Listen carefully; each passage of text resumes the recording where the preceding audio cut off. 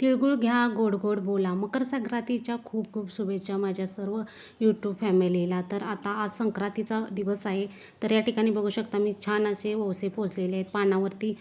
जे पण आपण पाच पाच माझा 5चा ओवसा असल्यामुळे सगळं मी 5-5 खारी खोबरं, परत हळकुंड, सुपारी, वेलदोडे, नंतर लवंग वगैरे अशा ज्या 5 वस्तू येतात ना, त्या अशा पाण्याच्या विड्यावर आमच्या इकडे पूजले जातात. त्यानंतर त्याच्यावरती तीळ, हळदी कुंकू, अक्षता वगैरे वाहून, फुलं वगैरे वाहून, नंतर जे सुगडं असतात ना, ते अशा प्रकारे आज व्यवस्थित लाल वस्त्रावरती व्यवस्थित त्याची आणखी पूजा केली जाते. त्याच्यामध्ये मी पावट्याच्या शेंगा, परत गाजर, नंतर वाटाण्याच्या शेंगा, हरभरा वगैरे जे पण साहित्य असतं आपल्याकडे ते मी त्याच्यामध्ये घातलेलं आहे ह्या सुगडमध्ये.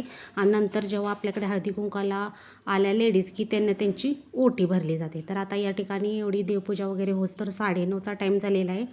तोपर्यंत मी डाळ जी आहे ना, अशी गरम पाण्यात मी ठेवलेली, एक तासभर तरी झाला असेल. तर गरम पाण्यात मी भिजत ठेवलेली, मग जेणेकरून काय होतं, एका 2 शिट्ट्यामध्ये छान डाळ शिजते.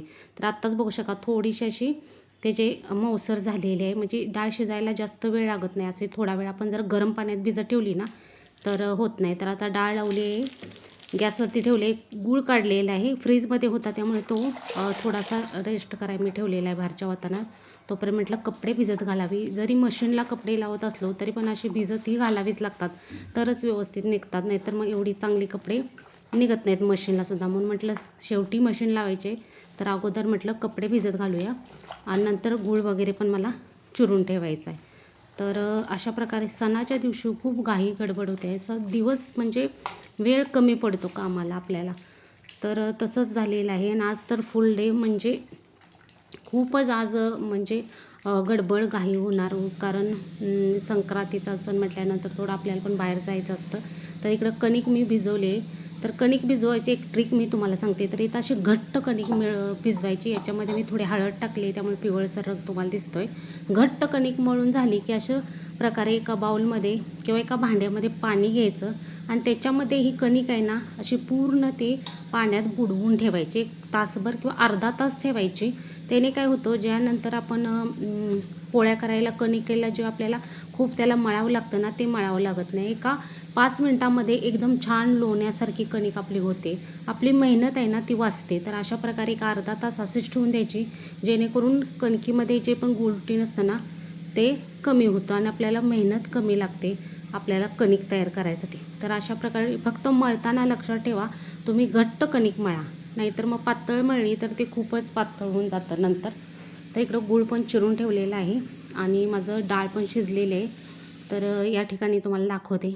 व्यवस्थित अशी डाळ मऊसर शिजली. आता खूप जास्त गरम आहे त्यामुळे मला व्यवस्थित एवढं चेक करता येईना, पण एकदम मऊ शिजलेली आहे. कुठेही त्याला असं खरखरपणा नाही. अशीच जास्त पण शिजली की मग काय होतं, आपले पुरण जे आहे ना पातळ होतं. तर अशा प्रकारे बघा एकदम छान मऊ झालेली आहे.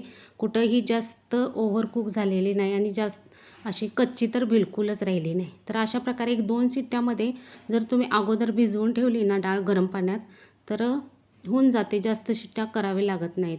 तर माझ्या तर ह्या कुकरला अजिबात शिट्ट्या कराव्या लागत नाहीत. मी वाफेवरच तिला एक उकळी आली की वाफेवर मी ठेवते कुकर आणि नंतर मग ती आतल्यात शिजते. असं 10 मिनटासाठी शिजते. त्याच्यानंतर आता इथं कटाची आमटी करायसाठी कट थोडा कमी पडतो आहे, म्हणून मी याच्यामध्ये गरम पाणी घातलेलं आहे आणि आता हे परत गॅसवर मी ठेवणार आहे आणि छान त्याला उकळून देणार आहे. खळखळ अशी उकळी आली पाहिजे, जेणेकरून आपल्याला जो कट आहे ना कटाच्या आमटीसाठी तो छान असा घटसर निघतो. तर आता गरम पाणी घातलेलं आहे आपल्याला जेवढं पाहिजे तेवढं आणि आता ह्याला छान मी आता उकळी काढून घेते. तर त्याच्या जास्त पण उकळत ठेवायची नाही. 5-10 मिनटं उकळली तरी चालते, कारण जास्त उकळलं तर आणखी डाळ जी आहे जास्त ओव्हरकुक झाल्यामुळं सुद्धा आपलं पुरण पातळ होऊ शकतो. तर इकडे बघू शकता छान उकळी आली. एक 2-3 मिनटासाठी अशी खळखळ उकळी करून आणणार आणि नंतर डाळ जी आहे ती चाळणीमध्ये मी काढून घेणार आहे, जेणेकरून थंड झाल्यानंतर पुरण करायला सोपं पडेल. तर इकडे डाळ शिजलेली आहे आणि मी काढून घेतलेले चाळणीमध्ये. इथं आमटीसाठी कट पण तयार आहे. तर आता ही डाळ आहे ना, मी अगोदर मॅश करणार व्यवस्थित पळीने, नंतर त्याच्यामध्ये गूळ घालणार, जेणेकरून आपल्याला डाळ जी आहे ना लवकर ती पुरण तयार होते त्याचं. इकडं कणिक बघू शकता एकदम छान लोण्यासारखी झालेली आहे. तर अशा प्रकारे तुम्ही कणिक पाण्यामध्ये भिजवून जर नंतर हिचा वापर केला तर जास्त मेहनत लागत नाही आणि छान लोण्यासारखी आपल्याला कणिक मिळते. तर सगळा स्वयंपाक वगैरे केल्यानंतर इथं संध्याकाळच्या टायमाला मी आले होते महादेवाच्या मंदिरामध्ये. नदीच्या काठचा खूप छान परिसर दिसतोय. नदी बघू शकता एकदम छान नितळ पाणी आहे आणि इकडं ओसं आमच्या इकडे मंदिरात वगैरे जातात. तर इकडंच मी मंदिरात आली होती संक्रांतीचा ओसा वगैरे घेण्यासाठी. खूप छान वातावरण आहे, एकदम शांत, एकदम नदी एकदम शांत आहे आणि पायऱ्या वगैरे पण छान आहेत. असं आपण नदीचा परिसर बघू शकतो. सगळीकडे हिरवीगार झाडी वगैरे आहे आणि हे आहे ते मंदिर.